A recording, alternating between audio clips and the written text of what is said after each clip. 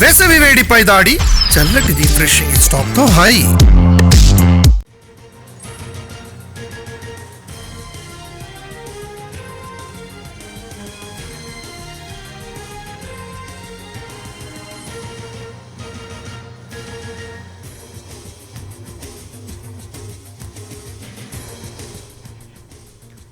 జమ్మూ కాశ్మీర్లో అకాల వర్షాలు భీభత్సం సృష్టిస్తున్నాయి. రాత్రి నుంచి ఉదయం వరకు ఎడతెరిపి లేకుండా కురిసిన వర్షాలకు కొండలపై నుంచి హైవేలపైకి భారీగా బురద చేరుతోంది. దీంతో వాహనాలు ఎక్కడివక్కడే నిలిచిపోయాయి.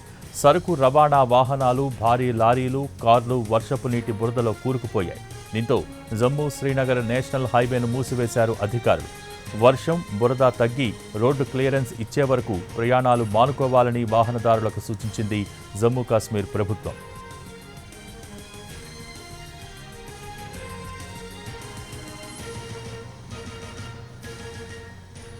ఉధంపూర్, రాంబన్, చంబాసేరిలో గంటల తరబడి వర్షం కురిసింది.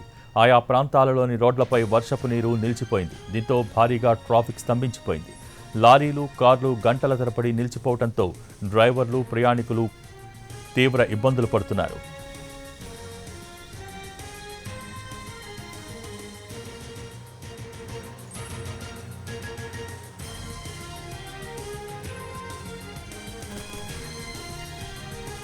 జమ్మూ కాశ్మీర్లోని కాట్రా సిటీలో కుండపోతగా వర్షం కురిసింది. వైష్ణోదేవి ఆలయం పరిసరాల్లో ఎడతెరిపి లేకుండా వర్షం పడింది.